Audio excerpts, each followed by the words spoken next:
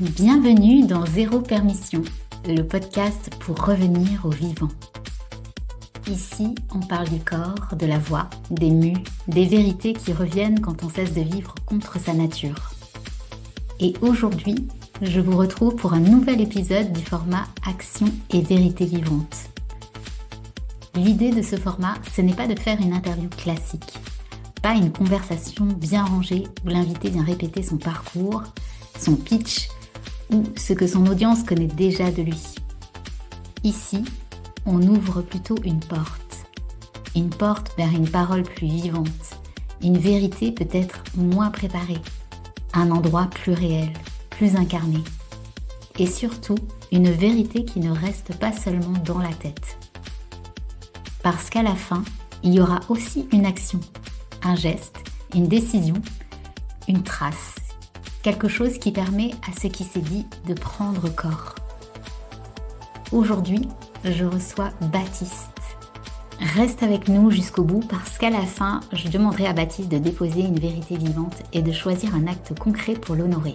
Et je crois que cette conversation peut venir nous chercher à un endroit très simple. Qu'est-ce que je porte en moi que je n'ose pas encore mettre en mots parce que j'attends de me sentir légitime? Baptiste Nourri est ghostwriter professionnel. Son métier consiste à écrire pour ses clients les histoires qui sommeillent en eux et qu'ils désirent transmettre sous forme de livres. Cela peut prendre la forme d'une autobiographie, d'un livre d'expertise, de fiction, de non-fiction, d'un projet personnel ou commercial. En clair, on le paye pour écrire ce qu'on a parfois du mal à écrire soi-même. Et déjà, je trouve cette phrase très forte, parce qu'on pourrait croire qu'un ghostwriter écrit seulement des livres. Mais peut-être qu'en profondeur, il aide surtout des personnes à donner une forme à ce qui n'arrive pas encore à sortir seul. Une histoire, une expertise, une mémoire, une traversée, une voix, une trace. Ce qui m'a touchée dans ses réponses, c'est qu'il dit transmettre, pour le meilleur comme pour le pire, une certaine exemplarité de l'écoute de soi. Et à vrai dire, cette phrase m'intéresse beaucoup, parce que l'écoute de soi n'est pas toujours confortable. Elle ne mène pas toujours là où l'on pensait aller. Parfois, elle oblige même à reconnaître qu'on aime plus profondément ce qu'on s'est longtemps convaincu d'aimer. C'est ce qu'il a d'ailleurs vécu avec le coaching. Il a longtemps essayé de se convaincre qu'il aimait ce travail, jusqu'au moment où les verrous ont sauté sous la pression du ras-le-bol. Alors aujourd'hui, avec Baptiste, on va parler d'écriture, bien sûr, mais aussi de vérité intérieure, de légitimité, de traces, de livres qu'on porte en soi, d'écoute de soi, de ce moment où l'on n'arrive plus à tricher avec ce qui n'est plus vivant. Et si tu écoutes cet épisode jusqu'au bout, j'aimerais que tu repartes avec cette question. Qu'est-ce que je porte en moi depuis longtemps et que je n'ose pas encore mettre en mots? Bienvenue dans Action et vérité vivante. Et bienvenue Baptiste. Je suis ravie de t'avoir aujourd'hui ici dans ce podcast. C'était vraiment important pour moi parce que, comme tu le sais, eh bien, tu es une personne que j'apprécie énormément, que j'ai découvert sur les réseaux et puis j'ai rejoint ta communauté du kiff. Et c'était important pour moi que tu sois le premier homme à participer et à contribuer à ce podcast Zéro Permission. Dans ce que tu partages, il y a vraiment cette vérité et cette profondeur, tu vois, et on est quand même dans ce format action et vérité vivante. Donc, je me suis dit que oui, j'avais envie d'inviter des personnes, tu vois, qui incarnent ça dans leur quotidien. Et je sais que toi, eh ben, voilà, peut-être que ça te challenge, hein. De toute façon, on va en parler. Mais en tout cas, tu oses dire ta vérité, tu oses te montrer tel que tu es, quand tu fais des erreurs, quand tu as des questionnements, etc. Et moi, je fonctionne un petit peu de la même façon, hein. Et donc, je trouve ça super inspirant, et d'autant plus que t'es hyper jeune, en tout cas par rapport à moi. Et d'ailleurs, il y a un truc ça m'a choquée parce que je me suis dit, waouh, on a quasiment 20 ans d'écart. Et je me suis dit, c'est fou. Après, je pense que c'est des histoires de génération aussi, et je pense que les gens de ton âge osent plus de choses, sont plus éveillés aussi. Enfin voilà, il y a eu vraiment des grands changements. de génération en génération. Mais donc, je suis hyper heureuse de te recevoir aujourd'hui parce que ça fait du bien aussi de montrer qu'il y a cette maturité et notamment chez les hommes. Et pour moi, c'était important d'avoir un homme qui puisse parler. Alors, comme je te le disais, mon audience, elle est surtout féminine, mais pas que finalement. Et c'est pour ça que j'ai à cœur que les interviews, en tout cas, s'adressent aux hommes et aux femmes. Merci. Merci à toi. On va parler un petit peu aussi de l'écriture. Parce que c'est quelque chose qu'on a en commun. Même si j'aimais tes posts et la façon dont tu écrivais, que j'y étais sensible, finalement, j'ai découvert que tu avais écrit plusieurs livres et que maintenant, eh bien, tu assumais pleinement l'écriture. Donc, on va en parler ensemble. Est-ce que tu écris depuis très longtemps, depuis l'enfance? Ouais, Je sais pas, ouais. peut-être. Ouais, ça fait un moment que j'écris. J'ai commencé à écrire. Bah, à l'âge où j'ai appris à écrire, je me suis dit, tiens, c'est sympa quand même de pouvoir, juste avec un stylo, raconter des histoires, faire ressentir des trucs à des gens et tout. Et les premières choses que j'ai écrites, c'était des bandes dessinées. Alors, évidemment, je te passe sur la qualité parce que je devais avoir 12 13 ans et c'était franchement pas fameux. Mais en fait, ce qui m'a fait peut-être décliquer, et j'y pense au moment où j'en parle, j'étais au collège et j'avais cours d'art plastique et c'était la thématique de la bande dessinée et on devait apprendre en fait à raconter une histoire en 5 vignettes. On avait droit à faire 5 petits dessins, chacun avec des contraintes différentes. Il fallait faire un gros plan, il fallait faire un plan large, il fallait faire une grosse bulle, etc. Et en fait, je me suis dit, tiens, en 5 images, j'ai pu raconter une histoire. Et j'avais eu 20 sur 20 à ça, alors que je suis une bille en dessin. Encore aujourd'hui, tu me demandes de dessiner un bonhomme, ce sera un stickman avec des bâtons, et c'est franchement, c'est voilà, ça ressemble à rien. Mais par contre, la prof m'avait dit, mais l'histoire, enfin, c'est intéressant. En 5 images, à l'âge que j'avais, de raconter une histoire, c'était assez fort. Et c'est le premier 20 sur 20 que j'ai eu quasiment de ma vie. Et je me suis dit, tiens, c'est vraiment pas là que j'attendais mon premier 20 sur 20. Donc là, j'ai commencé à me dire, ok, il y a peut-être quelque chose à faire. Pas du tout du côté dessin, mais peut-être du côté raconter des histoires. Après, bah, quelques années sont passées, j'ai commencé à écrire des petites nouvelles. c'était- Maintenant que j'y pense, c'était tout pourri, mais fallait bien que ça commence quelque part. C'était des histoires de chasseurs de monstres où je racontais, j'avais inventé le monstre de boule de pétanque. Enfin, c'était des trucs, voilà, ça n'avait aucun sens. Et c'était des histoires qui tenaient sur une feuille blanche. Et je m'étais pris au jeu, je m'étais dit, tiens, je vais construire tout un univers autour des chasseurs de monstres, je vais inventer des trucs et tout. Et j'avais tout un univers. Après, finalement, bah, ça s'est un peu perdu. Mais c'est là que ça a commencé.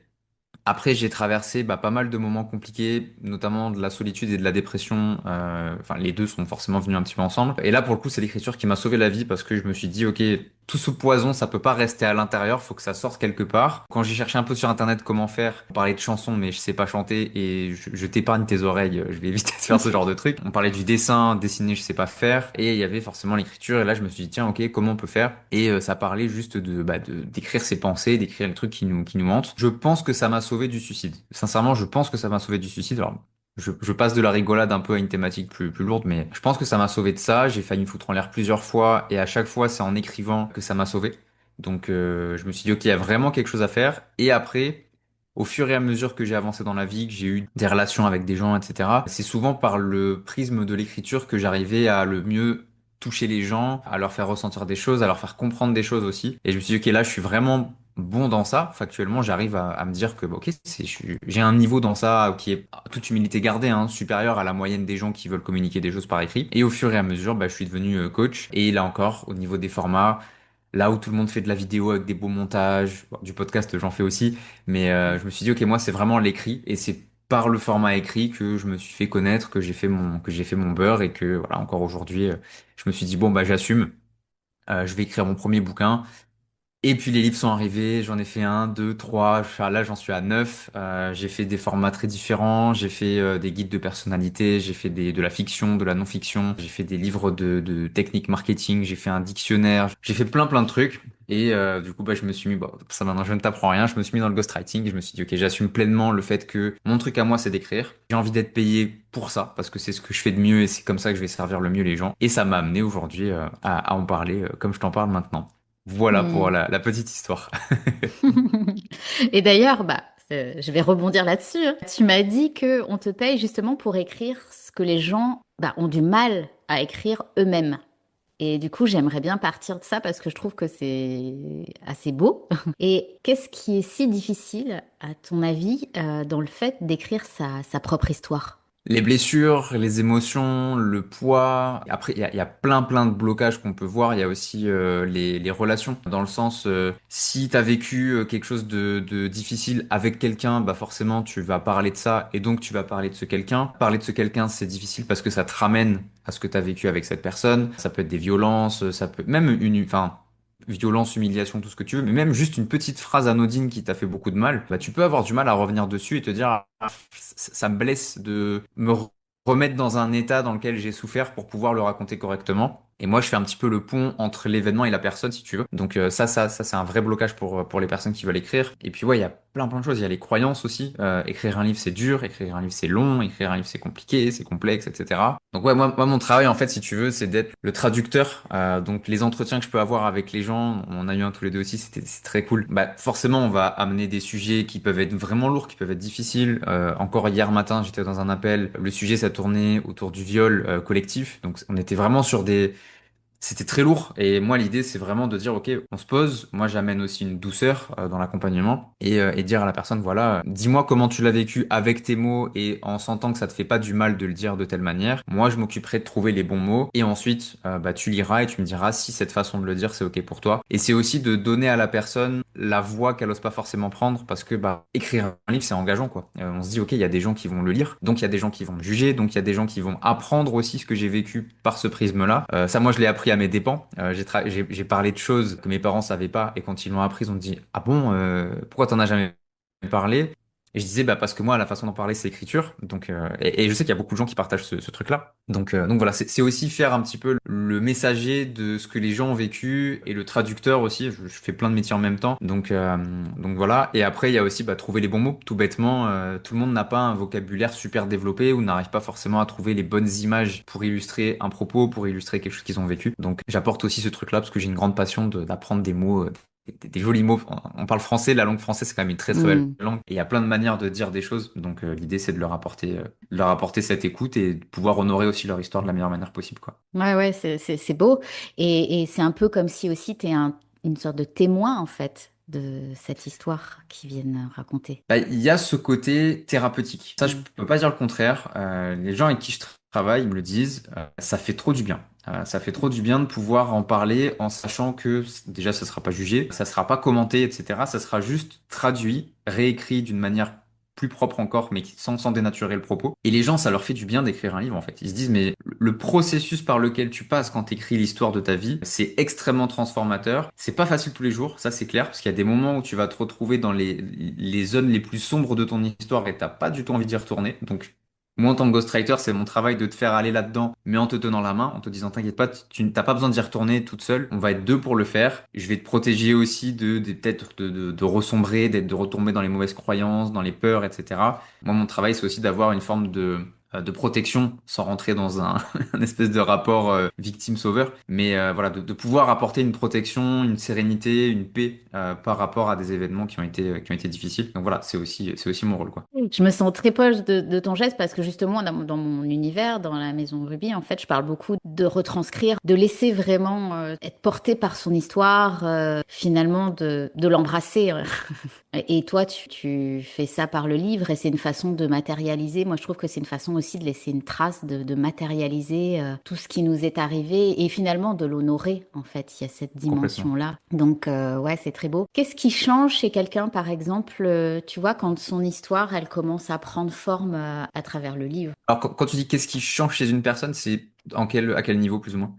Bah, comment est-ce que tu la vois évoluer, tu vois, qu'est-ce qui... J'imagine que comme c'est quand même de la transformation, enfin vraiment thérapeutique, comme tu l'as expliqué, peut-être dans sa posture, j'en sais rien, tu vois, dans sa façon de parler aussi, puisque Hmm. c'est un échange que vous avez. Bah là, je pense qu'il y a des choses qui se métamorphosent. Alors, c'est très bête. La première chose qui change, c'est les épaules. Ça peut sembler bizarre, mais c'est que tu sens que alors, Mm. on est en podcast, donc les gens ne le verront pas. Mais les épaules tombent. Il y a quelque chose qui est soulagé, en fait. Il y a un sac à dos qui a été déposé par terre et tu sens que la personne, waouh, putain, elle respire. Il y a quelque chose qui se passe. Ça, c'est la première chose que je vois. Alors forcément, ça inclut d'abord de passer par la merde. Il faut d'abord mettre les mains dans le cambouis et se dire, ok, bah j'ai traversé tel truc, j'ai souffert de telle manière. Mais le fait d'avoir mis des mots sur les choses, moi je le vois vraiment, il y a des sacs à dos qui tombent et des fois les sacs à dos sont très très très lourds et ça fait très longtemps qu'ils sont portés. Et le fait d'écrire justement ou de faire écrire, bah c'est littéralement retirer ce sac à dos. Donc ça c'est la première chose que je vois. Après il y a la façon aussi quand c'est un créateur de contenu, parce que sinon, si c'est dans la vie de tous les jours, je peux pas forcément le savoir. Mais quand c'est un créateur de contenu, je le vois aussi dans le contenu des entrepreneurs, par exemple. Je peux voir que la parole, elle est un petit peu plus libre. Il y a des mots qui sortaient pas avant. Il y a des styles aussi, des manières de parler qui étaient pas là avant. Il y a des personnes qu'on connaissait pas, qui apparaissent. D'autres qu'on connaissait qui disparaissent. On sent qu'il y a quelque chose qui se passe en fait. La personne, elle passe à un autre chapitre. C'est comme s'il y avait une forme de rédemption. Voilà, c'est le mot que je cherchais. Il y a une forme de rédemption par rapport à son histoire et la personne se dit, ok, c'est bon. Tout ce bloc là, tout ce bloc noir que je me suis trimballé avec moi pendant longtemps, j'ai eu l'autorisation de le déposer quelque part, de le transcender, d'en faire quelque chose. Les gens sont très contents après de l'avoir dans la main. Et ça, bon, on a échangé un petit peu là-dessus, mais il y a une vraie satisfaction complètement folle de tenir son histoire dans ses mains, de se dire ça c'est moi, c'est mon histoire et c'est trop bien de savoir qu'il y a des gens qui vont la lire. C'est ultra gratifiant. Et après, bah, tu vois la fierté aussi. Je parlais des épaules, il y a aussi le sourire. On voit plus souvent les dents des gens qui ont écrit des bouquins parce que tu sont là, ouais, trop bien, je suis trop content, j'ai créé quelque chose, je le tiens dans les mains. Et on est à l'époque d'Internet, de l'IA, du contenu digital, etc. Mais bien sûr, il y a plein d'avantages à ça c'est sûr. Mais on a perdu ce truc de la matière, en fait. Et un livre, ça ramène ça. T'as la matière dans les mains et tu dis ça, c'est ma création, c'est mon bébé, c'est mon truc. Et c'est trop bien, c'est trop bien. Donc, je vois chez les gens qu'il y a quelque chose qui est laissé de côté, qui est sur le côté du chemin. La personne, elle marche, elle est plus, tu vois, c'est fluide, c'est léger. Et il y a un entrain aussi. Elle a envie d'aller plus loin. Là, j'ai un client, par exemple, qui a fait un livre sur une performance sportive, très très grosse performance sportive. Et il me disait au début du livre, ouais, ça c'est compliqué, c'est long, c'est dur et tout. Et au moment où il tenait dans ses mains, il m'a dit, mec, je vais en faire un deuxième. J'ai envie d'écrire un deuxième livre et peut-être un troisième. Et en fait, et je lui ai dit, voilà, t'as attrapé la maladie du bouquin. C'est que ça, quand on n'est pas encore auteur, on le sait pas. Mais publier un livre, c'est une picouse en fait. C'est tu te dis, ah ça y est, je suis drogué, j'ai envie d'en écrire un deuxième. Donc voilà, c'est aussi une libération de la parole et de se dire, bah, je me suis autorisé à dire une première chose, une première partie de mon histoire. Ça va ouvrir des idées, ça va ouvrir des univers et on se dit, tiens, il y a ça aussi, j'aimerais bien en parler. Pourquoi pas un livre sur ça et pourquoi pas sur ça, sur ça. Donc ça ouvre plein de possibles et chaque livre, bah ça, comme tu dis, ça reste, c'est un héritage en fait que tu laisses. Prends quelqu'un qui a 85 ans, 90 ans, qui est en fin de vie, qui lui reste que quelques années ou quoi la satisfaction dans ses yeux de se dire quand je partirai, il y a quand même quelque chose qui restera derrière moi pour mes petits-enfants, pour mes enfants. C'est incroyable, c'est une émotion qui est incroyable. C'est complètement ça, c'est que la trace pour moi, elle est vraiment essentielle, tu vois, et c'est aussi quelque chose qui est dans ma démarche. Bah, c'est ce qui reste après la traversée de la vie. Et j'ai l'impression que un livre, justement, c'est une trace hyper puissante. Et c'est presque même, t'en as parlé un peu, c'est un objet de réconciliation aussi avec sa propre histoire. Tu vois. Ouais, ouais. Donc il y a cette dimension-là. C'est pour ça que je disais, c'est beau. Et oui, ce que j'ai compris, c'est qu'il donc il y a un allègement. Voilà, on se sent plus léger et probablement aussi plus vivant. Ah, il y a quelque chose de cet ordre-là. En tout cas, c'est ce qui m'est venu quand je t'entendais parler. Et aussi une autorisation. Il y a ce mot qui est aussi venu à moi. Et est-ce que tu vois qu'il y a un moment précis ou pas, hein, où la personne, justement, elle se voit autrement à travers le livre, où sa perception d'elle-même évolue? Bah, c'est très personnel pour le coup parce que ça va vraiment dépendre de l'histoire de la personne. Après, ça dépend même plus largement du format du livre. Si c'est un livre Mm. d'autorité pour un business, bon, c'est beaucoup moins personnel. C'est un livre dans lequel plus ou moins n'importe qui pourrait l'écrire parce que t'as juste à vomir ta méthode, hein, clairement, c'est ça. Mais dans le sujet d'un livre personnel, généralement, c'est au même moment que quand on parle du traumatisme. Parce qu'il y a toujours un traumatisme. Je m'en rends compte, en fait. Au début, moi, mes clients, au début, ils sont un peu timides. Ouais, j'aimerais bien parler un petit peu de ça, mais pas trop. Ça, c'est ok, mais bon, on va pas non plus. C'est pas la peine, c'est pas nécessaire, etc. Et après, en entretien, Mystère et Boule de Gomme, finalement, ils parlent que de ça. Et ils creusent, ils creusent, ils creusent. Et quand je leur dis, c'est bon, peut-être que t'as fait le tour. Ah non, non, il me manque encore un petit truc dont je voulais parler, une personne et tout. Et moi, mon travail, c'est de cadrer quand même ce truc-là. Mais je sens en tout cas, les personnes avec qui je bosse, elles ont ce truc ils ressentent que ça libère. Mais ils ressentent seulement pendant qu'ils le font. C'est comme méditer, en fait, il y a qu'en méditant que tu te rends compte, des bénéfices de méditer. Et là, c'est la même chose avec les livres, c'est que il y a que en écrivant que tu te rends compte que ça fait du bien. Mais si je te dis intellectuellement, écris, ça te fera du bien, tu vas me dire, ouais, peut-être, on verra. Mais par contre, quand t'es vraiment en train de le faire, forcément, ça change les choses, quoi. Donc, ouais, je dirais que c'est quand ils sont dans leur traumatisme, il y a quelque chose qui se passe. Il y a une espèce de gros down où c'est décourageant, ça fait mal, t'as envie d'arrêter, t'as envie de t'éloigner, t'as ce réflexe de survie, hein, littéralement, ça fait mal donc tu t'éloignes. Le cerveau reptilien, il est en total PLS, mais, et je pense avoir des clients qui sont très courageux, ils y vont tous, ils disent ok c'est bon, je vais aller all-in à l'intérieur, on va traverser, et en fait, la traversée, elle est finalement pas si terrible que ça, et ça permet aux personnes de relativiser sur leur traumatisme, même sur des gros traumatismes. Ils se disent en fait, tu parlais de beauté tout à l'heure, ils me disent j'arrive à voir de la beauté dans l'horreur en fait. J'ai vécu des trucs affreux et j'arrive à trouver quelque chose de beau à ça parce que ça prend du sens. Une personne qui a subi par exemple des violences sexuelles, pour moi c'est affreux, c'est horrible, c'est inhumain, mais elles arrivent quand même à dire je vois de la beauté dans ce qui m'est arrivé, dans le sens où il y a quelqu'un qui va profiter de mon histoire et qui va éviter peut-être de souffrir pendant des années grâce à cette histoire-là. Moi, c'est là où je vois de la beauté aussi dans les traumatismes, c'est que je me dis, ce que tu as vécu, ça a du sens, même si sur le moment, évidemment, bah, tu es en posture de victime, tu subis, tu sais pas quoi faire d'autre, et malheureusement, bah, tu peux rien faire à ça. Mais avec les années et avec le vécu et avec le fait d'écrire ou de faire écrire, bah, du coup, tu te dis, ok, j'ai mis un sens sur ça, donc j'ai l'autorisation de la vie de plus en souffrir en fait. Donc c'est pas un pansement, c'est un remède, tu vois. C'est pas juste ouais ça fait du bien 5 minutes, c'est genre c'est une vraie guérison. Il y a vraiment quelque chose qui se fait de l'ordre de la guérison quoi. Ouais, complètement. Bah, c'est finalement un mot qui revient très souvent depuis le début. C'est vrai. Et pourquoi, selon toi, justement, autant de personnes attendent encore de se sentir légitimes avant d'écrire le livre qu'elles portent? Parce qu'elles se comparent. Elles se disent moi si je suis pas J.K. Rowling avec Harry Potter ou Stephen King avec l'horreur ou je sais pas qui, alors je suis pas digne d'être écrivain ou auteur, bah, tu mets le mot que tu veux dessus. Et c'est trop dommage parce que en fait c'est quoi qui fait une bonne histoire? C'est la vérité qui est infusée dans cette histoire. Est-ce que tu as vraiment vécu l'histoire que tu racontes? Si oui, c'est plus qu'une question de forme en fait. Et du coup, tu es déjà légitime à écrire. Et si tu sais raconter une histoire, tu es légitime en fait. Et je pense que globalement, même un gosse, il sait raconter une histoire. Peut-être même qu'il sait mieux le faire qu'un adulte. Et j'ai dans mes... Alors pour le coup, c'est à l'état de prospect, c'est pas encore un client. Mais il se pourrait que je travaille avec un enfant qui a 8 ans. Je parle avec ses parents, etc.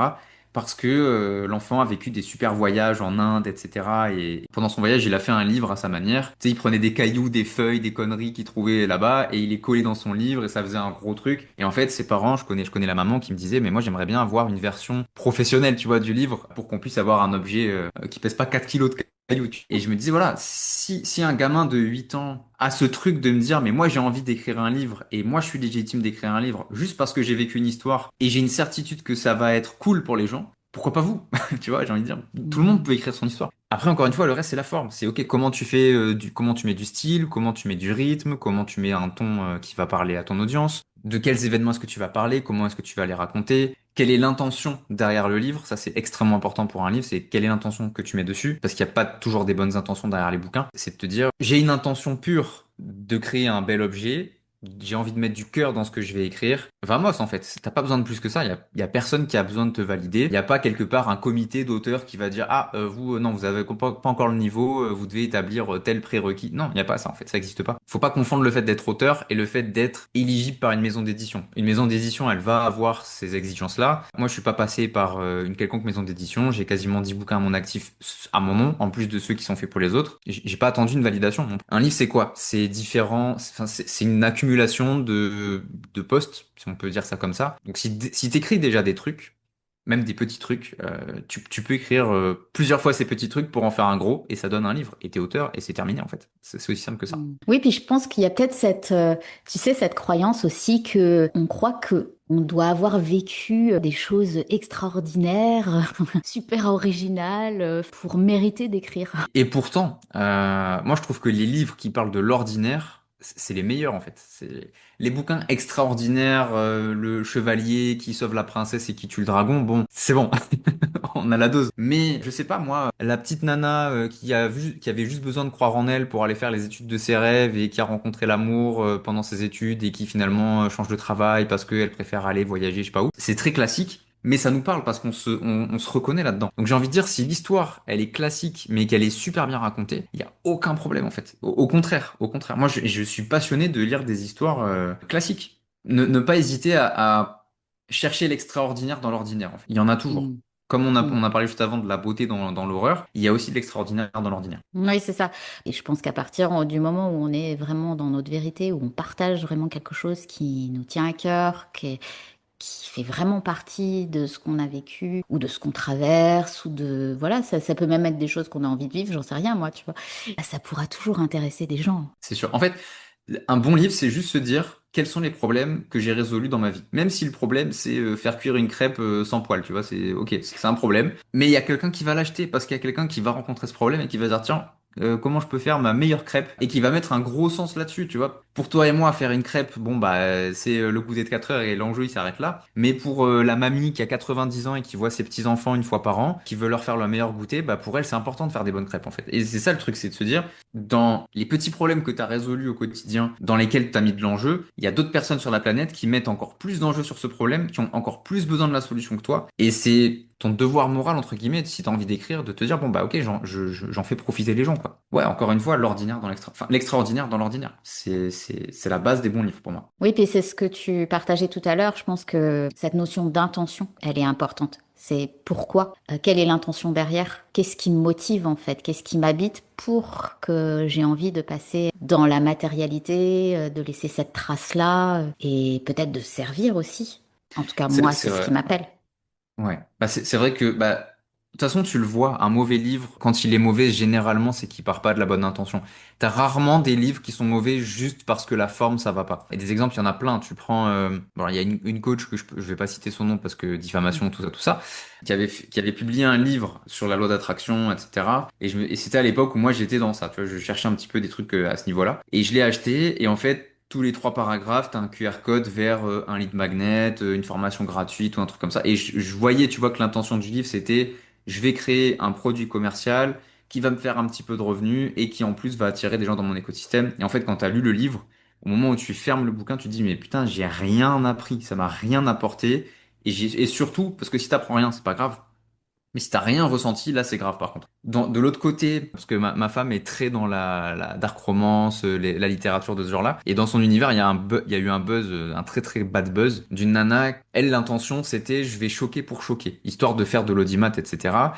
Et elle parlait de viol de bébé, enfin des trucs horribles, vraiment des trucs atroces. Et c'était très imagé, très descriptif, etc. Et c'est monté jusqu'à des médias type TF1, M6 qui disaient non mais il y a une autrice, elle a fait n'importe quoi. Et là pareil, on voit que c'est un livre qui partait pas de la bonne intention. C'est un livre qui voulait pas raconter une histoire, mais juste qui voulait faire parler de lui par la violence, par le choc, par des images crades et rien de plus que ça. Donc si t'arrives avec juste l'intention de te dire mes lecteurs vont passer un bon moment. Mes lecteurs vont apprendre un truc sur tel sujet. Mes lecteurs vont ressentir ce que j'ai ressenti et peut-être se reconnaître et peut-être du coup transcender quelque chose.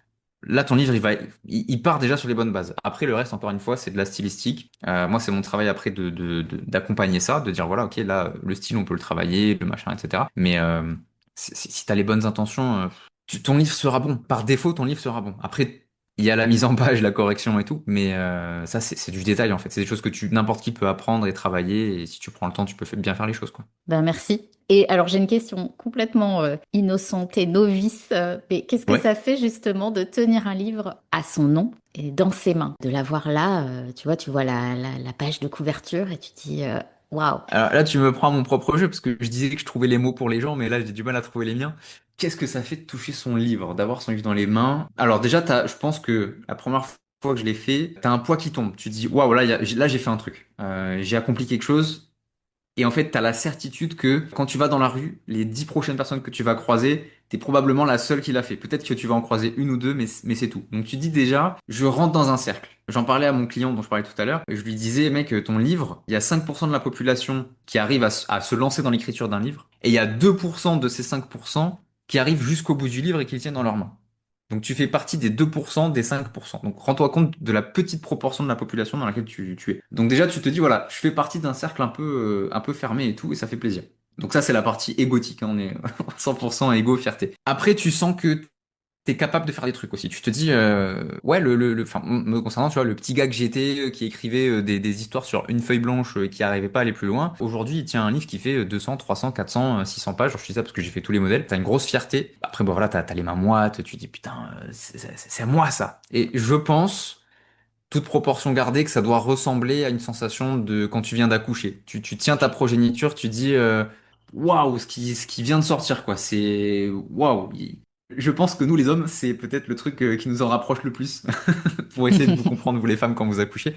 Mais voilà, je Mhm. pense que ça se rapproche de ça. Et t'as une forme aussi t'as une grosse injection de dopamine et tu te dis, bah, je veux le refaire en fait. Je veux ressentir cette sensation. Ouais, c'est te dire, putain, tu sais que moi, quand j'écris un post sur Facebook, je me dis, bon, c'est sympa, t'as publié, t'as des likes, t'as du feedback et tout, mais c'est plus du tout le même rush que quand tu publies un bouquin. Donc, et Mhm. après, je pense qu'il y a aussi une symbolique pour chacun. Une femme qui transcende, par exemple, des violences sexuelles qu'elle aurait subies, quand elle tient ça, elle se dit, là, je viens de mettre un coup de pied dans les couilles de mon agresseur, métaphoriquement, le plus gros coup de pied dans les couilles que j'ai mis de toute ma vie. Parce que tu te dis, bah, peut-être que il va tomber sur ce livre par un hasard ou un autre, et quand il va lire ça, il va se décomposer, et toi, enfin, t'as fait ta meilleure vengeance, tu vois, sans que ça soit toxique ou quoi. Quelqu'un qui a subi une blessure, qui a subi, ça peut être n'importe quoi, ça peut être du racisme, ça peut être de l'isolement, ça peut être, il s'est fait frapper, ce que tu veux. Quand t'as écrit, que t'as publié, tu te dis, le coupable de mes souffrances, en enlevant mes responsabilités propres, le coupable de mes souffrances, il vient de prendre le shoot dans les couilles de sa vie en fait. Et t'as ce sentiment d'avoir un peu réglé tes comptes. Faut pas que ça soit une intention d'écriture par contre, Mhm. mais t'as vraiment l'impression t'as résolu quelque chose. Tu vois, t'as fermé une porte ou t'en as ouvert une. Vraiment, c'est très personnel et je pense que chaque personne va le vivre un petit peu différemment. Mais t'as un vrai rush de kiff quoi. T'as un vrai rush de kiff. J'ose C'est employer jouissif. ouais, c'est jouissif. Le mot orgasmique, on pourrait l'employer. Tu vois, se dire, il y a vraiment ah, c'est trop bien. Il y a un truc qui est sorti, quoi. Vraiment, t'es content, quoi. Donc, Et c'est marrant que tu aies comparé ça à l'accouchement et le fait de donner naissance, parce que c'est vrai, ça résonne vraiment. Mais comme, j'ai envie de dire, peut-être toute création aussi. Mais en tout cas, oui, parce qu'il y a tout ce processus dont tu nous as parlé, et donc qui peut être cette gestation. Et puis en même temps, on laisse une trace. Et je pense que quand on fait un enfant, on laisse une trace aussi. C'est une façon de laisser un héritage, etc. C'est peut-être aussi pour ça que cette trace-là, elle est aussi forte. bah, en fait, je me rends compte que quand tu as un bébé, c'est ton corps qui accouche. Quand tu as un livre, c'est ton esprit qui accouche, en fait. Je me dis. Donc, ouais, t'as la même satisfaction dans une autre partie de ton corps, en fait. Voilà, ça me semble être la bonne définition de ce que c'est publier un Hmm. livre. C'est ton esprit vient d'accoucher. Tu vois, ça a cogité, ça a beaucoup tourné pendant longtemps et tout. Et ouah, il y a la satisfaction de ça, il y a tout qui est sorti.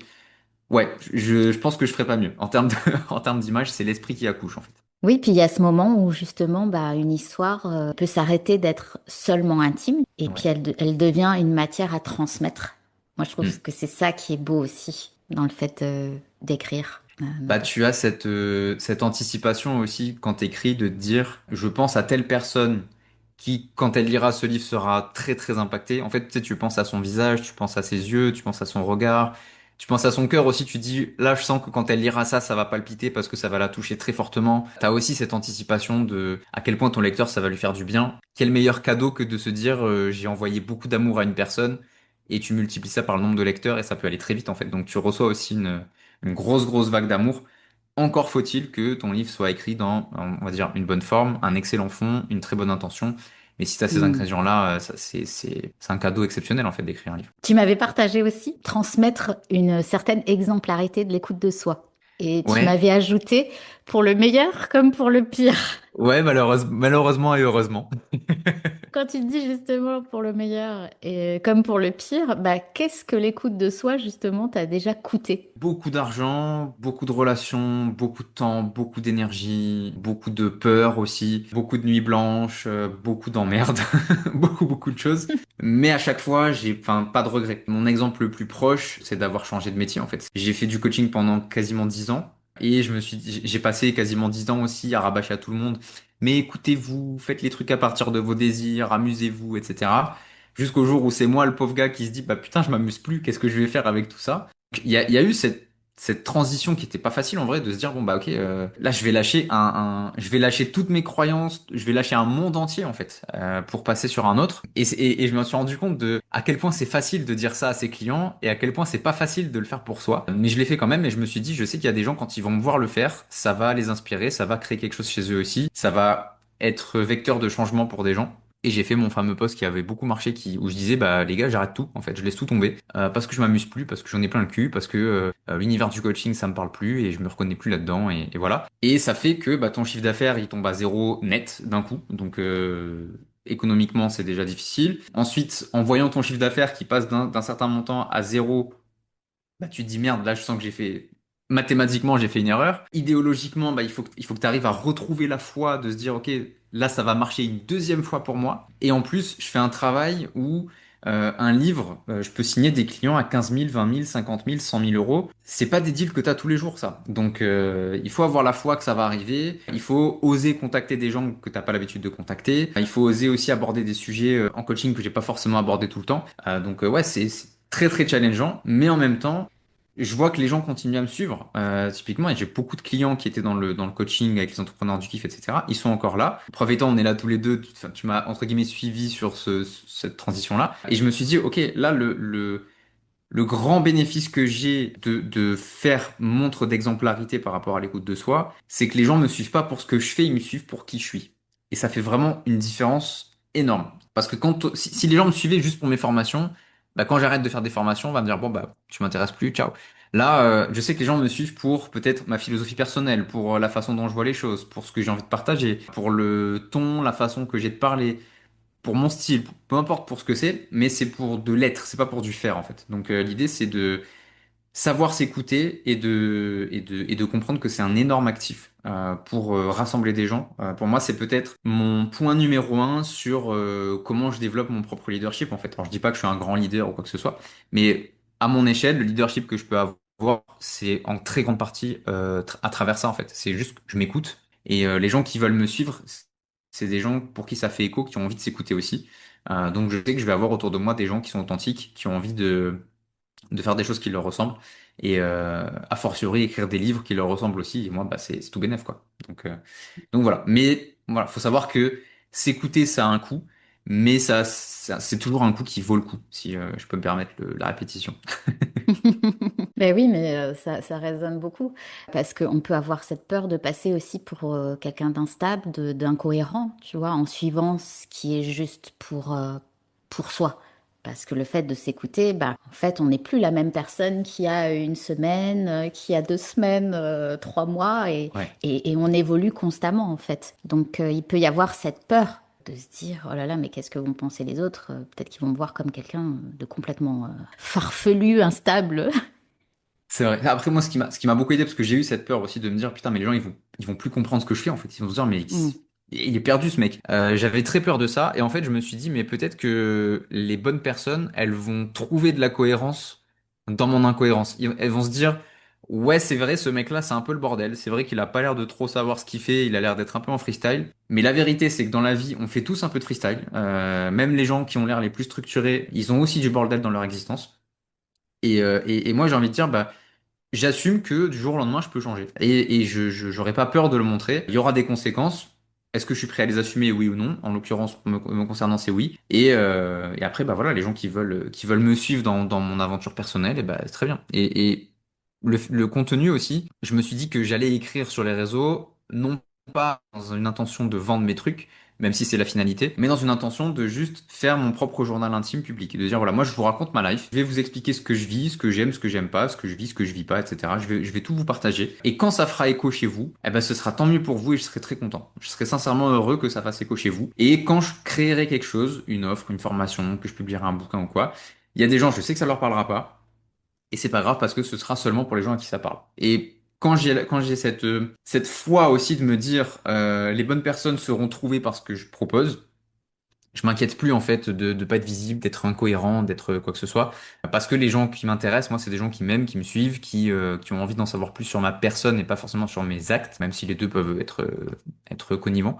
Mais voilà, la cohérence, c'est que c'est toujours vrai pour moi. Et moi, ça me suffit Hmm. d'avoir cette cohérence-là, quoi. Ouais, bah merci de l'exprimer. Ah bah avec plaisir. Je pense, parce que je pense que ça peut vraiment inspirer et puis donner de l'élan, tu vois, à des personnes qui sont dans cette friction aussi. Et comment tu sais justement que c'est de l'écoute de soi et pas juste une fuite? Parce que parfois, ça peut être le cas aussi. Il y a le cœur, il y a le corps et il y a l'esprit. L'esprit, je lui fais pas confiance parce que je suis quelqu'un de très très mental, donc je peux très vite me dire faut contacter un client qui pourrait me payer 20 000 balles. Oula, ouf, non non, je suis un peu frileux, ça fait beaucoup, je sais pas trop quoi faire de cette somme et tout. Je vais plutôt aller chercher un client qui me paiera pas plus de 500. Comme ça, je serai dans ma zone, voilà. Et ça c'est de la fuite. Par contre, si le client a 20 000, j'ai envie de le contacter.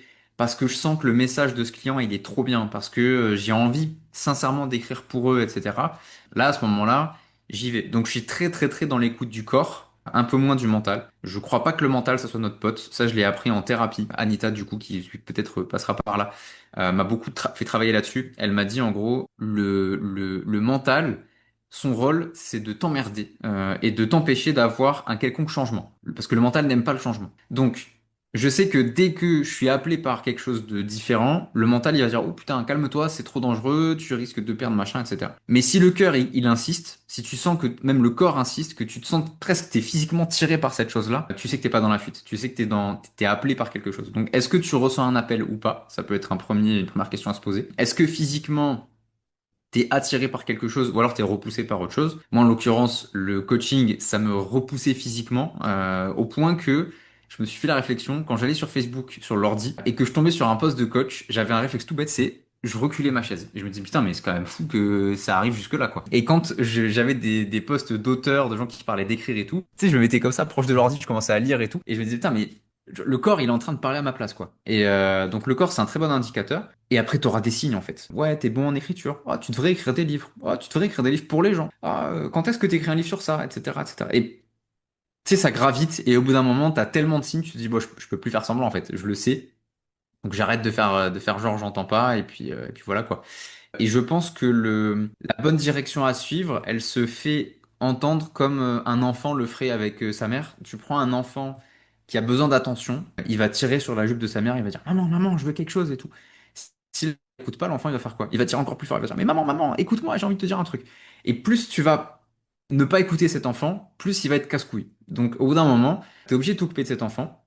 Et ce qui te drive, c'est comme cet enfant en fait. Il faut que tu te dises, ok, je prends 5 minutes, je mets tout sur pause et j'écoute ce que le corps a à dire, ce que le cœur a à dire.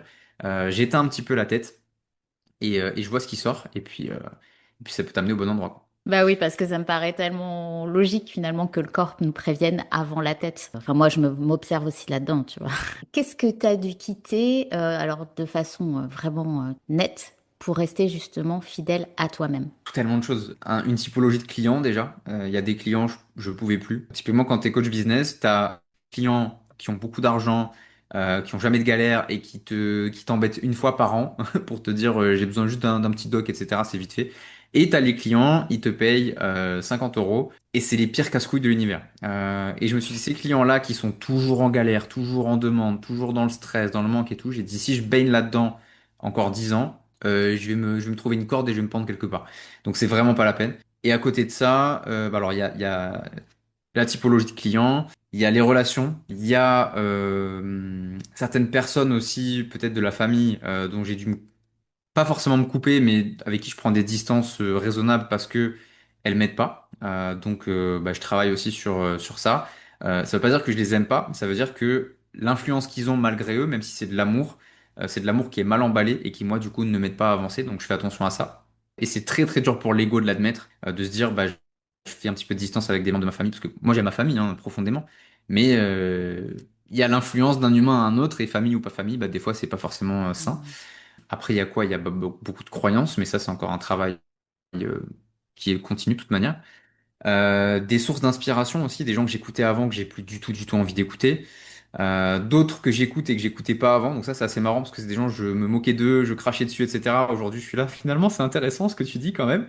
Donc il y a un peu cette ambivalence qui fait que bon bah mettre son ego de côté, quoi. Et l'ego, c'est la grande victime de ça aussi, hein. C'est celui qui prend le plus cher, hein. Quand tu t'écoutes un peu, bon, bah, ton ego, t'es obligé de le mettre de côté. Donc, j'ai dû mettre ça. Après, il y a aussi une part identitaire. Lâcher l'identité du coach business qui apprend aux gens à faire de l'argent sur Internet et tout. Bah, maintenant, je fais plus ça. Donc, quand quelqu'un me pose des questions sur, ah, comment tu ferais pour cette offre-là? Je dis, bah, je sais pas, c'est pas mon métier. Mais c'est dur de faire ça parce que ça a été mon métier, donc j'ai quand même cette compétence-là. D'ailleurs, pour revenir à ce métier de coach, tu me disais que tu avais tout fait pour te convaincre que tu aimais ce travail de coach jusqu'au Ouais. moment où les verrous ont sauté. Et qu'est-ce qui a sauté exactement? Alors, comment expliquer ça? Bah, globalement, mon positionnement, c'était le kiff. Donc, quand tu as choisi un positionnement, tu dois assumer ce que les gens attendent de ce positionnement. Donc, si je te parle de kiff toute la journée, légitimement, tu peux t'attendre à ce que moi, je sois quelqu'un qui kiffe toute la journée.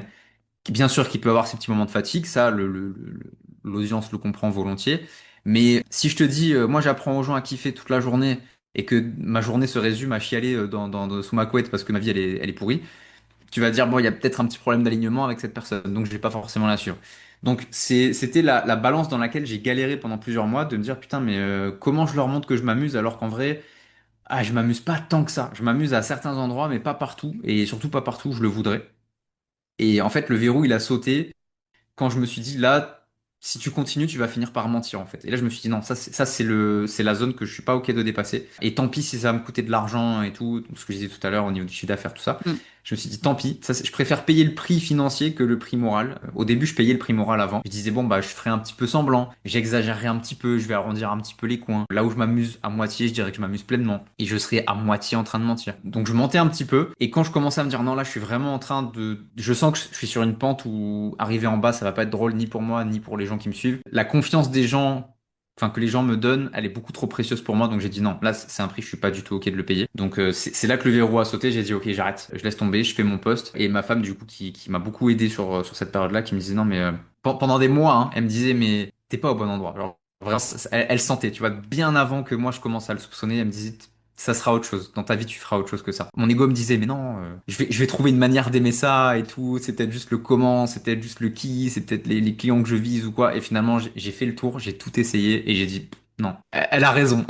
Elle a raison, je mets mon ego de côté, elle a raison. On pourra peut-être en parler d'ailleurs, la partie un petit peu alliance homme-femme aussi. Ça a été ma meilleure alliée par rapport à ça. Elle a vu en moi ce que moi j'avais pas du tout envie de regarder pendant des mois et des mois et des mois, peut-être même une année entière. Et finalement, j'ai dit, bon bah, si je le dis pas, je vais le vomir. Donc, autant le faire avec un peu plus de classe et le dire et dire aux gens, écoutez, bah, je vous le dis sincèrement, je m'amuse plus. Je deviens malheureux dans ce que je suis en train de faire. Et si je dois vraiment incarner une dernière fois mon positionnement d'entrepreneur du kiff, bah, c'est de vous montrer que je suis capable d'arrêter ça parce que j'ai envie de kiffer en fait. Et la grande majorité de mes clients est venue pour me remercier en message privé, etc., pour me dire, mais ils m'ont dit, c'est relou que t'arrêtes parce que bah je faisais, je pense, plutôt bien mon travail. Mais tant mieux que t'arrêtes parce que du coup, bah, on aura une version de toi qui sera encore meilleure sur un autre sujet et puis on continuera à te suivre. Et je me suis dit, bah, il y a un test mathématique qui va montrer ce que je vais perdre en termes de personnes. C'était ma liste mail. J'avais envoyé un mail à ma liste et j'ai dit, il y a plus de 1000 personnes dessus. J'ai dit, écoutez, désabonnez-vous. Peut-être, ouais, peut-être tu l'as vu Je passer. l'ai reçu aussi. Tu l'as reçu, voilà. J'ai dit aux gens, désabonnez-vous parce que je vais plus faire ce que je fais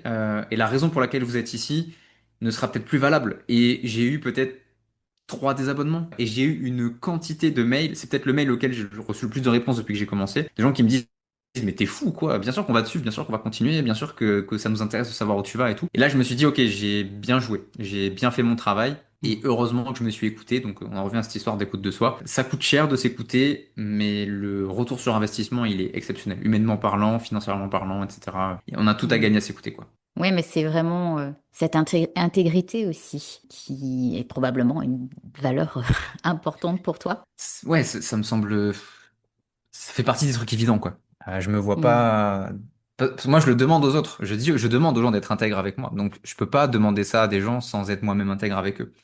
C'est pareil pour Mm. toutes les valeurs, en fait. Je me dis, si je demande une valeur à quelqu'un, du courage, de la patience, de la ponctualité, ce que tu veux, si moi, j'incarne pas cette valeur, j'ai pas le droit de la demander aux autres. Donc, si je veux des gens intègres autour de moi, bah, j'ai intérêt à être intègre, quoi. C'est normal. Oui, puis c'est vraiment cette reconnaissance, enfin le fait de reconnaître que ce qu'on fait, c'est vivant, c'est encore vivant pour nous ou pas. Et qu'est-ce qu'on fait de ce constat-là, quoi. Hmm. Ouais, c'est vrai, c'est vrai. Du coup, est-ce que tu as déjà eu, parce que c'était une identité professionnelle finalement qui est cette identité de coach business, est-ce que ça t'est déjà arrivé de lâcher une autre identité professionnelle par le passé ou... Oh oui, oui, oui, plein. Hmm. Bah déjà, il y a eu, bon, ça, je pense qu'on connaît tous, c'est lâcher le salariat. Déjà, se dire, bah, je vais aller dans un autre modèle. Quand t'entends que le salariat autour de toi, bah, c'est dur de se dire, il y a autre chose. Même si, en vrai, c'est quand même très excitant. Après, j'ai fait du coaching en confiance en soi. J'ai coaché des couples. J'ai coaché des timides et des introvertis. Et petit à petit, j'ai vu que, ouais, le coaching business, ça marchait bien et tout. Et je me suis dit, bon, bah, vamos pour le coaching business. Alors là-bas, c'était coaching business pur jus. Et après, j'ai dit, tiens, c'est pas très amusant le coaching business, on va rajouter quand même le kiff. Et je me suis basé sur mon best-seller, du coup, mon livre qui s'appelle Entrepreneur du kiff. Et je me suis dit, tiens, bah, je vais tout faire autour de cette idée-là. Et ça, bon, ça a très bien marché hein, pendant quelques années, jusqu'à arriver ici, me dire, bon, bah, le coaching, c'est bon. J'ai fait mon temps, ça part sur du ghostwriting et le ghostwriting, ça me parle plus. Ouais, ouais, et à chaque fois, c'est la même galère. Chaque fois, c'est horrible. Mais c'est autant horrible parce que tu te dis je lâche énormément de moi, mais en même temps, tu as tellement l'impression de connecter à quelque chose de plus vrai pour toi et de plus vivant, comme tu disais, que ça fait un bien fou, quoi. Encore une fois, je sais pas pourquoi je parle de ça, mais il y a encore ce côté accouchement où l'accouchement, c'est beaucoup de douleur, mais à la fin, le soulagement que tu as, la gratification, c'est la détente qui se passe. Je connais pas de maman qui a regretté un accouchement, tu vois, qui se dit non, finalement, j'aurais préféré, sauf si le gamin c'est un casse-couille pendant 20 ans, ça c'est une autre histoire. Mais quand une femme accouche, j'ose imaginer qu'elle se dit c'est un grand, grand moment, si ce n'est le plus grand moment de ma vie. Même si au début c'est que de la douleur. Et changer d'identité professionnelle à son échelle à soi, bah c'est pareil, quoi. Ouais, puis on est des êtres vivants, donc des êtres humains, C'est mais vrai. des êtres vivants. Et du coup, bah, par conséquent, on évolue dans notre vie. Ce qui veut dire que bah, il y a des choses que on n'a plus envie de faire dans cette évolution. Mais c'est vrai que de s'autoriser, tu vois, à lâcher une certaine identité qu'on a construite. Peut-être parfois qu'on a mis du temps à construire aussi. On peut trouver mille excuses de se dire ah non non je peux pas quand même lâcher tout ça. Ouais, c'est vrai. Et c'est fou, quoi.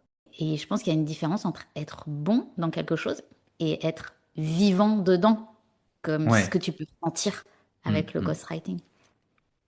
Bah justement c'est ce que j'allais dire juste avant. Quand j'étais dans la période un peu compliquée de transition, j'avais contacté du coup deux personnes pour m'aider, pour me faire accompagner. C'était soit Anita Pinato, que je recommande énormément sur le travail thérapeutique. Franchement, elle est exceptionnelle et c'est elle qui m'a beaucoup aidé aussi sur la transition. Et j'avais parlé aussi à Pierre Mézières, qui est très très fort aussi sur l'inconscient. On avait eu un entretien tous les deux et je lui avais dit, écoute, en ce moment, je pense beaucoup à la mort. Et je lui ai dit, j'ai un parcours où j'ai failli me foutre en l'air plusieurs fois. Et en ce moment, je pense à la mort de manière beaucoup plus philosophique. J'écris sur le sujet, je pense à la finitude. Je vois mes grands-parents aussi qui prennent de l'âge et tout. Donc, je vois le temps qui passe. Et là, j'ai 29 ans. Donc, dans exactement 1 mois et 2 jours, je vais arriver sur la trentaine. Donc, je vais passer un genre de niveau, on va dire. Je vois ce temps qui passe et je me dis, putain, à tout moment, je meurs et finalement, j'aurais rien fait, tout ça. Et je disais à Pierre, putain, je comprends pas pourquoi je pense qu'à ça. Je lis des livres sur la mort, je consomme du contenu qui parle de la mort. Avec ma femme, quand on est à table, on discute de ça et des sujets qui tournent autour de ça. C'est pas très joyeux, mais du coup, c'était un sujet qui nous intéressait, tu vois, philosophiquement. On parlait de ce qu'il y a après la mort, on essayait de se rassurer, on parlait des religions et tout. Et je disais à Pierre, j'arrive pas à comprendre pourquoi c'est si présent en ce moment. Et il me dit, mais tu vois pas que c'est évident et tout. J'ai dit, ben non, pour moi, je vois rien, enfin, je comprends pas pourquoi. Et il me dit, c'est parce qu'il y a quelque chose en toi qui est mort. Et tu le portes avec toi, et tant que tu l'as pas sorti, bah, tu vas penser qu'à ça en fait. Et en fait, c'est intéressant de se dire que quand on a un sujet de conversation qui revient souvent, c'est quelque chose qui prend un espace en nous. Et moi, ça m'avait beaucoup aidé là-dessus, c'était de se dire, bah, si tu parles beaucoup de la mort et que tu penses beaucoup à la mort, plus globalement à la finitude, au fait que tout s'arrête à un moment donné, ou peu importe comment tu abordes ça, c'est qu'il y a quelque chose en toi qui est concerné directement par ça. Et ça fait partie des déclics que j'ai eu sur la transition pro que j'ai fait, c'est de se dire, bon, bah, ok, le coaching en moi, c'est quelque chose qui est mort et puis c'est pas grave. Donc c'est aussi savoir regarder ce qui est mort en soi et dont on se trimballe un peu le cadavre quoi. Parce que c'est vrai que moi à la fin j'étais à l'état un peu de cadavre de me dire il y a plus de vie quoi. C'est cuit, j'ai plus envie donc Ouais, complètement. Et du coup, qu'est-ce que tu auras envie de dire à quelqu'un qui, par exemple, réussir dans un métier qu'il n'aime plus? bah il a pas réussi. Il a pas réussi. Je prends l'exemple type, c'est Steve Jobs. Tout le monde dit que c'est un grand entrepreneur. Il est mort à combien? Même pas 50 ans, je crois. Et il est mort malheureux avec plein de regrets. Pour moi, ça, c'est pas une réussite, en fait. Pour moi, c'est un grand, grand échec. Alors, oui, il y a iPhone, oui, il y a une marque incroyable, oui, il y a beaucoup de gens qui font beaucoup d'argent grâce à lui. Mais lui, humainement, il est parti triste, en mauvais termes avec, je crois, sa fille. Ça, pour moi, c'est pas un exemple de réussite. Donc, ce qui est important, c'est aussi de se dire, c'est quoi, pour moi, la définition de réussir? Et quand on prend le temps de se poser la question, notamment quand on est entrepreneur et qu'on a un business à 6 chiffres, 7 chiffres, 8 chiffres éventuellement, et qu'on se rend compte qu'en fait ça nous rend malheureux, bon bah mec, désolé, t'as pas réussi. Mec ou meuf, hein, peu Mm. importe, mais c'est que t'as pas réussi. Il y avait à un moment donné Alex Hormozy qui a eu une interview avec Tony Robbins, et pendant l'interview, j'ai jamais vu Hormozy comme ça. Il était complètement déstabilisé parce que on lui disait, non, en fait, dans tout ça, il est où? Et Hormozy il était là. Plus de mots, tu vois, il savait plus quoi dire. Et on sentait que le mec qui a fait des millions et des millions et qui vend le fait de faire des millions à tout le monde, même s'il est extrêmement bon dans ce qu'il fait, bah il était pas heureux. Après, c'est une question de priorité. Qu'est-ce que tu as envie de mettre en avant? Est-ce que tu préfères faire peut-être un petit peu moins d'argent au début, mais sentir que tu es au bon endroit et ça va attirer les opportunités et tu vas kiffer? Ou est-ce que tu préfères le paraître, montrer que tu as une belle Lambo, que tu habites à Dubaï, que machin, et qu'au final, bah, t'es pas très heureux? Parce que j'en connais des entrepreneurs qui sont allés à Dubaï, qui l'ont bien montré, et qui finalement, oh, tu sais, je suis rentré en France parce que, bon, raison 1, raison 2, raison 3, mais globalement, le fil rouge, c'était je suis malheureux là-bas, quoi. Donc ouais, c'est Mm. important de prioriser aussi ce qui est important pour nous. Et Mm. j'en reviens encore une fois à l'écoute de soi, quoi. Et de se rendre compte que finalement, on peut se poser la question à quel moment la compétence, justement, hein, ça devient une prison quand elle est plus reliée au vivant. Mm. Bah, dès que tu te sens mort, hein. Dès que tu te sens Mm. mort, dès que tu commences à te dire ouais, je sais faire ça, mais est-ce que vraiment j'ai envie de cultiver ce truc-là? Mm. C'est pas parce que tu sais faire pousser des tomates et pas du raisin que tu dois bouffer des tomates toute ta vie. Plutôt, t'apprends à faire Mm. pousser du raisin et puis tu auras des meilleurs repas. Je voulais aussi qu'on parle d'impact parce que je pense que c'est quelque chose qui nous touche tous les deux.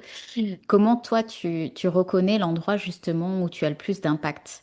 À ce que tu sais faire, à ce qui te nourrit, à ce que ça transforme aussi chez l'autre, ce que ça va générer chez l'autre? Bah, en fait, toutes les années de travail en ligne, ça m'a mis face un peu à une vérité qui m'a beaucoup déplu et finalement qui m'a redirigé vers mon travail actuel. C'est que les résultats que tu apportes à tes clients sont très intangibles. Et même si j'ai beaucoup de témoignages clients, de gens qui sont très contents de l'accompagnement, tout ce que tu veux, j'ai besoin d'avoir, je pense, une preuve en 3 dimensions, tu vois. J'ai besoin d'avoir un truc en 3D qui me dit le travail a été très bien fait. Et factuellement, c'est indiscutable. Parce que un client que je vais accompagner sur peut-être du mindset ou des peurs ou des croyances ou en coaching, vraiment ce que tu peux imaginer, même si le client à la fin me dit je suis très très content et tout, on a fait du bon travail, j'ai pas cette preuve intemporelle que le travail a vraiment été bien fait et que le travail va avoir une durabilité. Par contre, quand tu as un objet dans la main et tu dis à ton client, bah, rappelle-toi, on a travaillé ensemble, ça a donné cet objet, bah, du coup, tu te dis, ok, je sais que le truc est bien fait, je sais que ça a été bien fait et je sais que ça a un impact. Et je pense que c'est là où j'ai le plus haut niveau de certitude d'impact, c'est que je me dis, mon client, il a un objet chez lui. Qui lui rappellera tous les jours que le travail a été bien fait et que moi j'ai apporté du coup quelque chose. Et je travaillais ce matin dessus d'ailleurs, j'ai une bibliothèque derrière que tu ne vois pas. Je vais mettre une petite étiquette sur un seul rayon de ma bibliothèque et ce sera le rayon des livres de mes clients. Et là je me dirais, ok, il y a 20 livres de clients, j'ai écrit tous ces livres.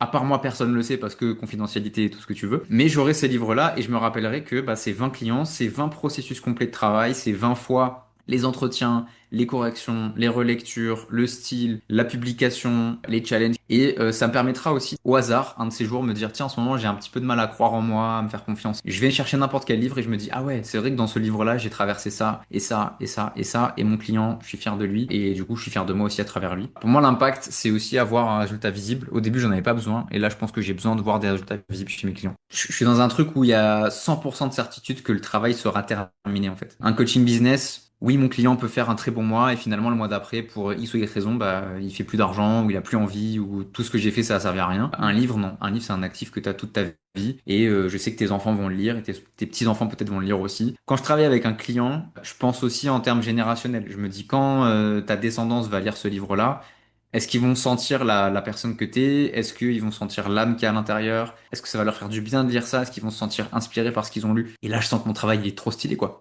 Je me dis, c'est trop bien ce que j'apporte aux gens. Donc voilà, faut être excité, je pense, par les résultats qu'on apporte aussi aux clients. Et puis en même temps, il y a cette dimension aussi où le ghostwriter, finalement, bah, il doit parfois s'effacer pour laisser l'autre apparaître. Bah, j'étais avec une nana hier, du coup, on parlait de sujets compliqués, tout ça, et elle me disait par contre, je ne comprends pas pourquoi tu ne veux pas apparaître sur les livres de tes clients et tout, quand tu as le droit de le faire et tout. J'ai dit, mais justement, j'ai envie d'être Batman en fait, sur mon marché.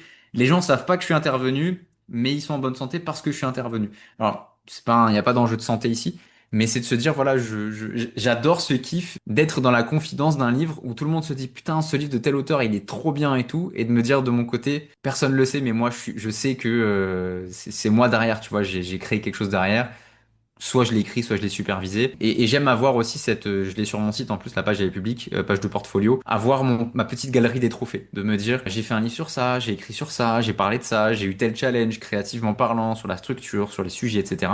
Et moi, c'est ça qui m'amuse en fait. C'est avoir ma collection de trophées de très beaux livres que j'ai pu écrire ou sur lesquels j'ai pu contribuer. Et j'ai pas besoin d'avoir le crédit de tout le monde. Ah ouais, t'as écrit des bons livres et tout. Je l'ai déjà fait. J'ai déjà écrit des livres à mon nom. J'ai déjà eu plein d'avis positifs, etc. Donc c'est très cool. Mais maintenant, j'ai envie d'être dans les coulisses de gens qui ont encore plus la dalle que moi de partager tel ou tel sujet. Et ces gens-là, volontiers, j'ai envie de les faire briller, quoi. Je sais qu'il y aura des gens quelque part, des auteurs, qui se diront au fond, oui, c'est mon livre et tout, mais je sais qu'il y a un mec quelque part qui m'a aidé à le faire et moi, savoir ça me suffit en fait. C'est là où je trouve ma satisfaction. Et comment est-ce que tu mesures justement l'impact d'un livre? Je me baserai clairement sur le retour du client. Je dirais au Mm. client, est-ce que déjà tu es content du livre? Est-ce que ça te touche? Est-ce que c'est écrit comme tu as envie que ça soit écrit? Et est-ce que la couverture te plaît? Qu'est-ce que ça te fait de le tenir dans tes mains? Mais je me baserai même pas sur les retours des lecteurs du livre, mais vraiment sur les retours de l'auteur du livre. Parce que je veux Mm. que l'auteur se dise, je suis vraiment fier de ça. Le travail a été bien fait. J'ai été bien accompagné dessus. Et moi, c'est vraiment ça le driver, en fait, c'est de me dire que la personne qui va publier son livre, elle soit vraiment contente de le faire, qu'elle ait pas honte et qu'elle se dise, ben franchement, le travail a été vraiment bien fait, quoi. C'est la Mm. seule chose que je regarde. Et finalement, on peut se poser la question aussi, qu'est-ce qui a le plus d'impact, tu vois, on en parlait tout à l'heure, entre le livre fini ou la transformation de la personne qui l'a écrit. Ça se rejoint. Il y a les deux. Mm. Parce que, au-delà d'offrir un livre, entre guillemets, à auteur, je lui offre aussi l'identité d'auteur. Grâce à notre travail ensemble, la petite case auteur, tu peux la cocher. T'es un auteur publié, tu peux être auteur best-seller. Si t'es un entrepreneur, bah, sur ton marché, tu vas avoir beaucoup plus d'autorité parce que les gens vont voir ton livre, ils vont se dire, ah, c'est quelqu'un qui a pris le temps de structurer sa pensée, d'en faire un livre. Il y a plein de cadeaux sous-jacents, en fait. Si c'est un parent, je pense à ce client de 8 ans. Quand ce livre existera, je pense à la fierté des parents qui se diront, bah moi, Mm. mon fils, il a écrit un livre à 8 ans. Tu vois, c'est des choses, il y a des gens qui vont briller en société grâce à mon travail. Il y en a qui vont guérir des blessures grâce à mon travail. Il y en a qui vont juste accomplir un objectif d'ego parce que c'est sympa d'écrire un bouquin. Bah, je serai très content aussi. Et pour chaque personne, ça sera une fierté différente. Et moi, je me Mm. fais aussi un portfolio de types de fierté différentes aussi. Je me dis, je vais ressentir de la fierté et de la joie sous toutes ces formes possibles, en fait. À chaque nouveau client, ça sera différent. Entre ça et le fait que je sois bien payé pour le faire, qu'est-ce que je peux demander de plus? J'ai vraiment tout ce qu'il me faut, quoi. Pour moi, c'est ça la Ouais. joie, clairement.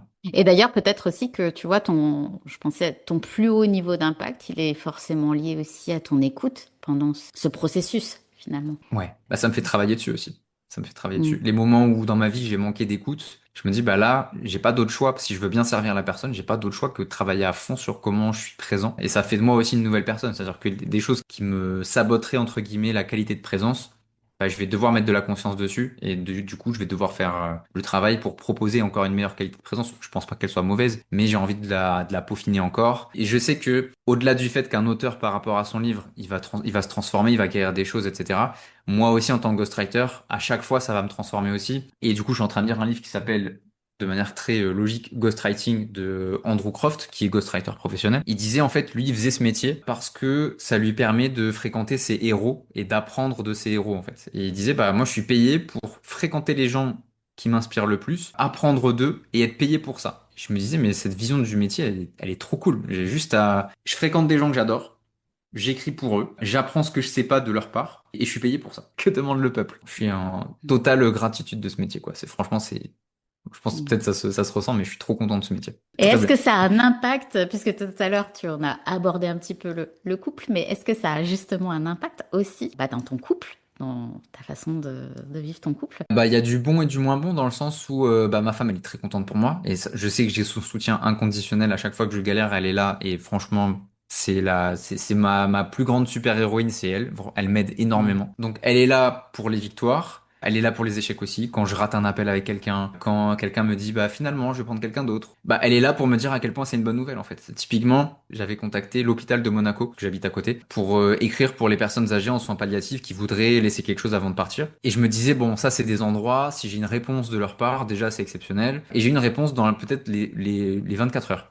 Et je vois le mail CHPG, je dis, donc Centre Hospitalier Princesse Grasse, c'est l'hôpital de Monaco. Je vois ça dans les mails et je fais, putain, ils m'ont répondu, c'est incroyable, je vais peut-être avoir des histoires incroyables à raconter. Et dans le mail, c'est bonjour, docteur, je sais plus quoi, chef de service palliatif, je suis dans l'obligation de refuser votre demande, donc dégoûté, parce que quelqu'un qui fait le même métier que vous est arrivé avant vous. Et là, je me suis dit, putain, fais chier, j'ai raté un truc juste parce que je me suis pas dépêché d'y aller et tout. Et j'ai fait la Mm. gueule pendant 2 3 jours. Et ma femme, elle me dit, mais c'est une bonne nouvelle en fait. Et j'ai dit, mais non, c'est pas une bonne nouvelle, j'ai raté un client en or en fait. J'ai dit, non, mais tu te rends compte que du coup, ça veut dire que les clients en or comme ça, ils demandent les gens comme toi. Donc, il y a des gens quelque part qui n'ont pas encore pris le temps de se renseigner. Et en fait, tu vois, c'est là où elle a un super pouvoir, ma femme, c'est qu'elle sait me dire, non, mais regarde ça, mets d'autres lunettes en fait.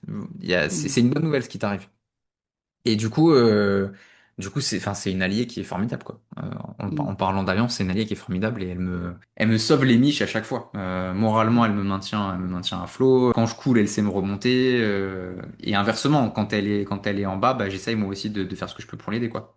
Non, c'est Il y a cette Ouais. écoute, il y a cette bienveillance, et puis aussi elle a ce recul, alors par rapport à ton activité, que toi peut-être tu n'es pas, tu vois, en capacité d'avoir sur le moment, parce qu'évidemment il y a cette déception, et que comme tu disais, il faut la digérer. Mais ouais, franchement, c'est ça. C'est qualité d'écoute, qualité de présence, encore une fois. Et franchement, moi, je l'aime trop juste pour ça. Juste pour ça. J'ai une liste énorme. Je vais pas faire une liste de pourquoi j'aime ma femme, mais juste ça, déjà, c'est ce qu'on appelle un grand green flag dans le, dans le jargon de la séduction. J'ai envie de dire, comme tu disais, c'est une qualité de présence, c'est-à-dire qu'elle est là.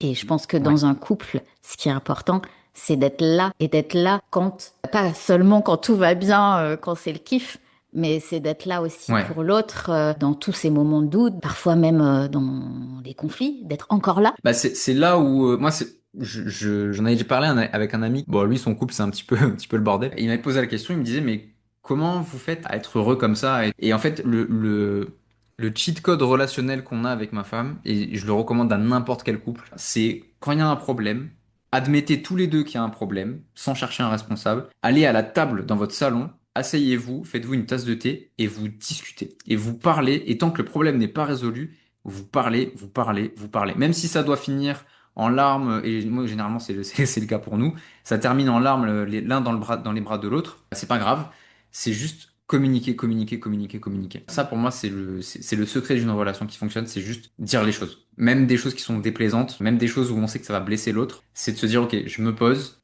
ça va me faire mal, ce que je vais dire ça peut aussi faire mal, on l'accepte tous les deux, on fait un travail d'équipe, on est en alliance, et la relation peut très bien marcher, et aujourd'hui ça va faire bientôt 7 ans et demi qu'on est ensemble, et ça roule trop bien en fait. On se dispute très peu souvent. Et alors là, d'autant plus, je rajoute la petite parenthèse. On a fait l'expérience, tu sais, du riz. Je sais pas si tu connais cette expérience. En gros, tu mets deux bocaux de riz, un bocal tu vas insulter et l'autre tu vas lui bien lui parler. Ouais, je connais. Ça marche de ouf. On s'est rendu compte, je ferai un post pour en parler. On a un bocal où on se parle, où on parle mal. Le riz, il est translucide, il est en train de pourrir, de noircir et tout. Et le riz auquel on parle bien, on l'a appelé irrésistible. Bah du coup, il est blanc mais pur, tu vois. Et l'autre c'est ridicule. J'adore. Et ouais, et c'est ouf en fait, c'est de se dire à quel point les mots ils ont un poids. Et on a cette conscience-là tous les deux en fait. Donc on sait se parler correctement, on sait se respecter dans le dialogue, on sait laisser la place à l'autre. C'est le plus grand luxe relationnel qu'on a quoi. Enfin, c'est notre petit secret du bonheur quoi. Clairement, c'est ça. Complètement. La communication, le fait de libérer sa parole, comme tu dis, même quand c'est pas forcément agréable, hein, et qu'on a peur de blesser, on a peur, en fait, on a peur de l'après, on a peur de ce qui va se passer. Mais d'être vraiment dans cette présence, dans ce présent, et bah oui, merci d'amener ça, effectivement. Parce que c'est complètement en lien aussi pour moi avec, c'est un moyen d'expression, c'est une façon de s'exprimer à l'autre, de se montrer à l'autre aussi, d'être dans notre vérité. Et donc c'est en lien avec ton travail aussi. Moi, je trouve que c'est complètement cohérent pour le coup. Je pense qu'on aura l'occasion de reparler de cette alliance du couple Ouais. tous les deux. Et peut-être pourquoi pas de faire un épisode vraiment sur ce sujet-là, tu vois. Et du coup, maintenant, j'aimerais, parce que le temps avance, et en fait, c'est tellement Ouais. passionnant que je pense qu'on, tous les deux, on peut parler pendant 3 heures. Mais bon, j'aimerais aussi qu'on entre dans le cœur du format, parce que c'est action et vérité vivante. Du coup, l'idée, c'est pas te demander, tu vois, une révélation choc, mais l'idée, c'est vraiment de sentir, parmi tout ce qu'on a traversé là, quelle vérité, justement, te demande à être dite, peut-être plus directement, peut-être avec moins de filtres, tu vois. Qu'est-ce que tu as envie d'exprimer aussi, de façon peut-être crue? Ouais. Donc une vérité Une sur laquelle je suis encore trop vérité poli. exactement. Ok. Je pense avoir globalement tout dit. Enfin, moi, je me cache de rien. Globalement, Hmm. j'essaye d'être le plus vrai possible dans ce que je raconte. Ouais, juste écrivez des bouquins. J'ai envie de dire. Hmm. C'est le grand message, Ouais. c'est ça. C'est écrivez des trucs. Écrivez des trucs. Alors, Hmm. c'est ma vérité à moi, mais j'ai la croyance que chaque personne devrait avoir au moins un livre à son actif, au moins. Et Hmm. enlever aussi la croyance que c'est dur d'écrire un livre. C'est pas si dur que ça. C'est long, Hmm. c'est du travail, mais c'est pas difficile. C'est un beau voyage d'écrire un bouquin, donc voilà, Hmm. j'ai envie d'encourager à faire ce truc-là. Et ouais, ma vérité, c'est que tout le monde devrait avoir écrit un bouquin et que, allez, pour faire un petit peu de cru, c'est que t'as raté un morceau de ta vie si tu meurs sans avoir écrit un bouquin. Je vais le dire plutôt comme ça. Il manque quelque chose, voilà, pour faire un petit peu de D'accord. provocation. Évidemment, il y a la dimension action aussi dans ce format. J'ai envie de te demander quelle action va suivre pour toi, tu vois, par rapport à tout ce qu'on a travaillé, tout ce qui est venu en lumière. Est-ce qu'il y a une action que ça t'a donné envie de poser? Bah, quand tu partageras le podcast, j'ai bien envie de faire un post pour expliquer de quoi on a parlé, pour donner déjà de la visibilité à tout ça, parce que je pense que c'est des sujets qui étaient assez importants. Donc l'action est très tangible, un post sur Facebook avec un lien vers Hmm. ton épisode. Et une action qui pourrait être plus challengeante pour toi? Faire deux posts? Non. Là, Euh, je te crois pas, là. euh, J'étais pas très dans ma vérité, c'est vrai. Une action challengeante sur ça. Un truc que je pourrais faire qui pourrait être sympa, pas facile à faire mais intéressant, ce serait de contacter des thérapeutes de couple et proposer d'écrire pour eux aussi, parce que du coup on a parlé d'alliance homme-femme et tout ça, et je me dis bah certes nous on va probablement bosser ensemble sur un projet, mais plus il y a de livres qui parlent de l'alliance homme-femme, plus ça peut être bien pour les relations et ça peut avoir son petit impact aussi à l'échelle régionale, nationale, internationale, mondiale, peu importe l'échelle en fait, mais ouais, contacter des professionnels du couple et voir dans quelle mesure je peux écrire pour eux. Ben merci, merci pour ce temps passé ensemble et puis tous ces échanges, parce que je pense qu'on a quand même abordé pas mal de choses, différents sujets, même si ça tournait autour de l'écriture et de cette transformation aussi. On a semé des graines. J'espère. Très très cool, les sujets sont très les questions sont super stylées aussi, donc Ce que je retiens très fort de cette conversation, c'est qu'un livre n'est pas seulement un objet, c'est une trace. C'est une forme donnée à quelque chose qui jusque-là restait peut-être diffus, intime, retenu ou même invisible. Et peut-être qu'on attend trop souvent d'être parfaitement légitime pour commencer, alors que c'est parfois l'écriture elle-même qui nous rend capable d'habiter notre légitimité. Alors la question que je vous laisse aujourd'hui est celle-ci. Qu'est-ce que vous portez en vous depuis longtemps, qui attend peut-être moins votre perfection que votre permission? Pour toutes celles et ceux qui veulent découvrir le travail de Baptiste, eh bien, tous les liens sont évidemment disponibles dans la description de cet épisode. Dans le prochain épisode, on continuera à explorer ces endroits où la vérité demande à prendre forme. Parce qu'en réalité, il y a 1000 façons de laisser une trace. Par un livre, par une parole, par un acte, une création, une décision. Et parfois, le passage commence simplement quand on arrête d'attendre d'être légitime pour commencer. Merci infiniment pour ton écoute, pour votre écoute. Et à très bientôt pour la suite de Zéro Permission. Et pour une autre aventure, action et vérité vivante.